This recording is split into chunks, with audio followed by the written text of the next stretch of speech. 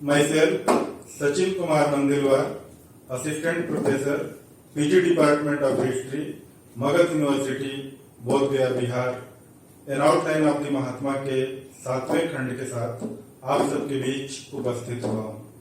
इसके पूर्व हमने 1942 के पूर्व की परिस्थिति पे बात की थी। आज हम उस चर्चा को आगे बढ़ा रहे हैं। सन 1942 का दौर एक निराशा का दौर था, जहां एक और दूसरा विश्व युद्ध प्रगति पे था, वहीं क्रिप्स वार्ता भारत में भंग हुई थी, असफल रही थी। क्रिप्स को वापस बुला लिया गया था और इस परिप्रेक्ष्य में ब्रिटेन की पार्लियामेंट में डिबेट भी हुआ था। इससे यह बात स्पष्ट हो गई थी कि यह सारा कार्यकलाप एक राजनीतिक धूर्तता मात्र थी। भारत में दूसरे विश्व युद्ध के दरमियान पूर्व की ओर से आक्रमण का भय था। अप्रैल सन 1942 में गांधी जी ने उग्रतापूर्वक चिंतन करना शुरू कर दिया और उनके मन में भारत छोड़ो आंदोलन शुरू करने का विचार आने लगा। उन्होंने अपने द्वारा संपादित समाचार पत्र हरिजन में इस परिप्रेक्ष्य में अनेक लेख लिखे।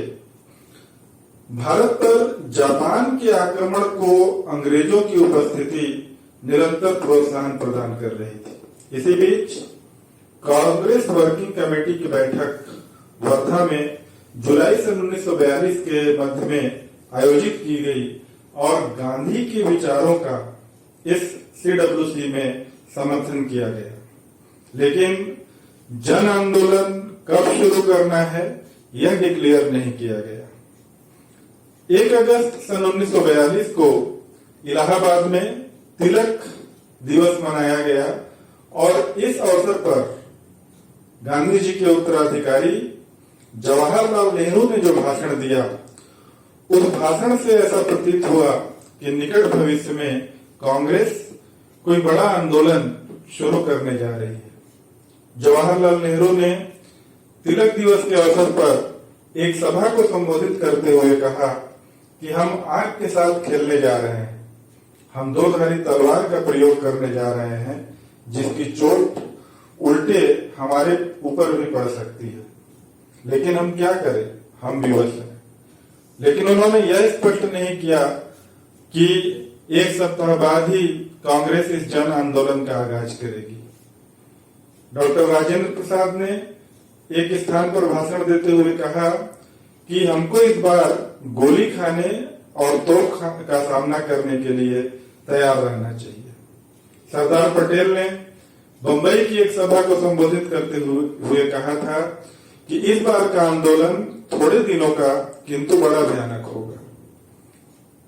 इस प्रकार हम देखते हैं कि जवाहरलाल नेहरू, डॉक्टर राजेंद्र प्रसाद और सरदार वल्लभ भाई पटेल ने अपने भाषणों से यह स्पष्ट कर दिया गया था कि कांग्रेस अब एक बड़ा जन आंदोलन छेड़ने जा रही है।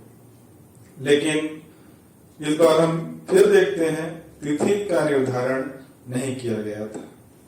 बंबई में 7 अगस्त सन 1942 को कांग्रेस की एक बैठक हुई और अगले दिन 8 अगस्त सन 1942 को महात्मा गांधी ने भारत छोड़ो आंदोलन संबंधी अपना प्रस्ताव कांग्रेस वर्किंग कमेटी के समक्ष प्रस्तुत किया और इस आंदोलन के बारे में उन्होंने कहा कि एक बार पुनः अहिंसात्मक आंदोलन हम करने जा रहे हैं, लेकिन कल से करेंगे, ऐसा भी उन्होंने नहीं कहा। और इसी समय उन्होंने एक भाषण दिया था जिसमें उन्होंने डू और डाई, करो या मरो का नारा दिया था। इसके समतुल्य ऐसा नारा एक अवसर पर स्वामी विवेकानंद ने भी दिया था, डोंट से भाई, डू और डाई, करो या मरो। एक बहुत बड़ा नारा महात्मा गांधी ने जनसाधारण को दिया। दूसरी ओर जो ब्रिटिश सरकार थी, वह आंदोलन को शुरू होने से पहले ही उसे दमन करने के लिए तैयार बैठी थी। उसे अंदेशा हुआ कि कांग्रेस अब शीघ्र ही जन आंदोलन छेड़ेगी। उसके पहले ही 9 अगस्त की प्रातः उन्होंने ऑपरेशन जीरो आवर चलाकर महात्मा गांधी सहित कांग्रेस के जितने भी बड़े नेता थे सबको उन्होंने अरेस्ट कर लिया। महात्मा गांधी को पुणे के आगा खां पैलेस में रखा गया। भारतीय जनता को इससे बड़ी निराशा हुई, जहां एक और भारत की जनता एक बड़े जन आंदोलन को शुरू करने के लिए तत्पर थी, तैयार थी, वहीं दूसरी ओर सारे बड़े नेताओं को एक साथ अरेस्ट कर लेने से एक नेतृत्व विहीनता की स्थिति निर्मित हो गई थी। और ऐसे में भारत की जनता नेतृत्व विहीन हुई, नियंत्रण के बाहर हुई और अनेक स्थानों पर उन्होंने हड़ताल किया, सभाएं की, जुलूस निकाला और दूसरी ओर ब्रिटिश सरकार ने कठोरता के साथ उनका दमन किया। कहा जाता है कि जब ऑपरेशन जीरो आवर चलाया गया उस समय अंग्रेजों ने बकायदा प्रेस रिलीज के माध्यम से ये बताया कि कांग्रेस सरकारी संपत्ति को बड़े पैमाने पर नुकसान पहुंचाने का प्लान कर रही थी, जबकि ऐसी बातें नहीं थी। लेकिन यह ब्लेम, यह आरोप ब्रिटिश सरकार के द्वारा कांग्रेस पर लगाया गया। इससे महात्मा गांधी काफी दुखी भी हुए थे कि उन्होंने अप्रत्यक्ष रूप से गांधी पे आरोप लगाया, कांग्रेस पे आरोप लगाया। गांधी जी ने इस आरोप के खिलाफ 10 फरवरी को उपवास रखा और यह उपवास 21 दिनों के पश्चात समाप्त हुआ था। सन 1943 में भारतीय राजनीतिक परिदृश्य में हम देखते हैं कि एक गंभीर स्थिति निर्मित हो गई थी। गांधी जी जेल में थे, सारे बड़े नेता जेल में थे और दूसरे विश्व युद्ध का यह दौर एक संकट के काल से देश को गुजार रहा था और ऐसे समय में भारत में जो वायसराय थे लॉर्ड लिंगलिथगो, उनकी वापसी हुई और उनके स्थान पर लॉर्ड वेवेल की नियुक्ति हुई। अक्टूबर सन 1943 में जब वेवेल भारत के वायसराय बने तो उन्होंने घोषित किया कि मैं अपने थैले में बहुत सी चीज ला रहा हूं। सबको ऐसा लगा कि वेवेल क्या ला रहे हैं, लेकिन भारत आने के बाद 2 साल तक यानी 14 जून 1945 तक उन्होंने अपना थैला ही नहीं खोला। कहा तो मैं थैले में बहुत सी चीज ला रहा हूं, लेकिन उन्होंने अपना थैला नहीं खोला। जेल में महात्मा गांधी का स्वास्थ्य बिगड़ रहा था, इसलिए मई सन 1944 में स्वास्थ्यगत कारणों से महात्मा गांधी को रिहा कर दिया गया। लेकिन कांग्रेस के अन्य बड़े नेता अभी भी जेल में बंद थे। दूसरा विश्व युद्ध कमजोर पड़ता जा रहा था, अपने अंतिम दौर में पहुंच चुका था और इस समय तक वेवेल बिल्कुल शांत रहे। 21 मार्च सन 1945 को वेवेल इंग्लैंड गए, 4 जून को वे लौटे और 10 दिनों के बाद यानी 14 जून को उन्होंने अपनी योजना प्रस्तुत की। मई 1945 में दूसरा विश्व युद्ध अपने समाप्ति के दौर में था, लेकिन दक्षिण पूर्व एशिया में अभी भी युद्ध निरंतर जारी था और ऐसे दौर में जापान के विरुद्ध भारत का सहयोग प्राप्त करने के उद्देश्य से संभवतः वेवेल की योजना को प्रस्तुत किया गया था। रूस का दबाव भी इंग्लैंड पे था और यह भी कहा जाता है कि इंग्लैंड में इलेक्शन होने वाले थे और इस इलेक्शन में चर्चिल के विरुद्ध लेबर पार्टी ऐसा कैंपेन चला रही थी कि भारत में या भारत की स्वतंत्रता में चर्चिल बाधक है। तो इन परिस्थितियों के मद्देनजर हमें देखते हैं कि वेवेल ने अपनी योजना रेडियो ब्रॉडकास्ट के माध्यम से 14 जून को प्रसारित की। कांग्रेस के जो नेता अभी भी जेल में बंद थे उनको 16 जून को रिहा कर दिया गया और शिमला में हिमाचल प्रदेश में एक वार्ता का दौर, एक कॉन्फ्रेंस आयोजित किया गया। 22 प्रतिनिधियों को यहाँ पर इनवाइट किया गया। 29 जून को शिमला कॉन्फ्रेंस शुरू हुआ, लेकिन जिन्ना की हठधर्मिता के कारण इस सम्मेलन में मतभेद उभर कर सामने आए और अंततः 14 जुलाई को लॉर्ड वेवेल ने शिमला सम्मेलन को भंग कर दिया। आजाद हिंद फौज के 3 नेतृत्वकर्ता ढिल्लन, सहगल और शाहनवाज पर लाल किले में मुकदमा चलाया जा रहा था और इस मुकदमे में जब उनको मृत्युदंड की सजा दी गई तो इसके विरुद्ध वायसराय के पास अपील की गई और वायसराय ने उन अभियुक्तों को क्षमा कर दिया था।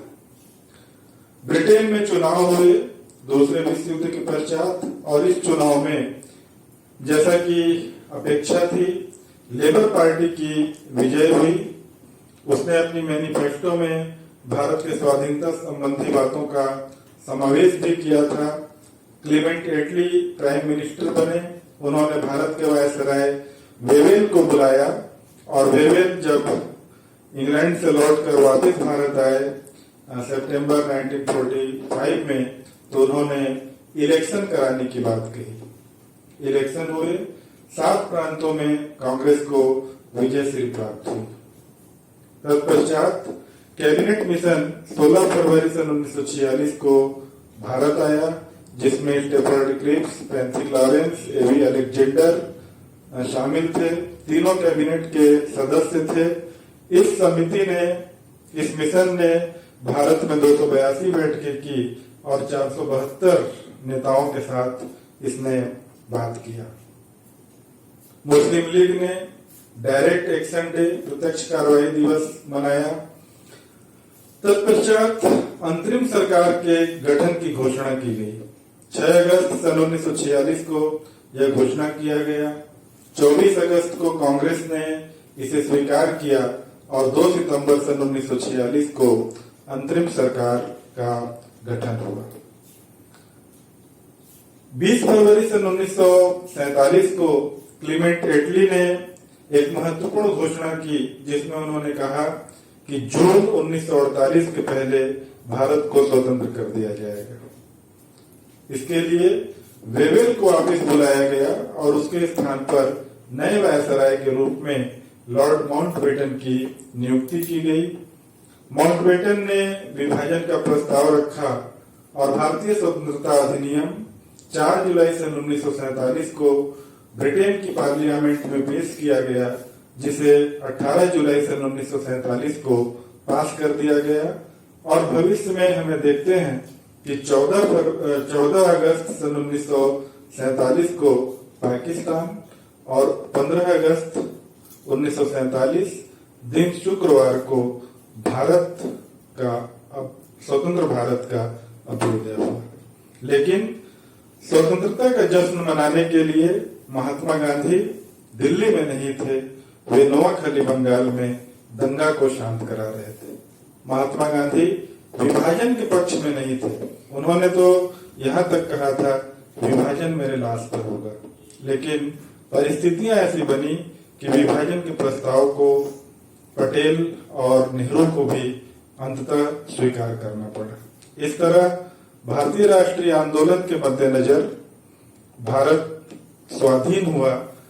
इस N outline of the Mahatma के अगले खंड में हम लोग पुनः एक नई चर्चा के साथ आप सबके बीच आएंगे, उपस्थित होंगे।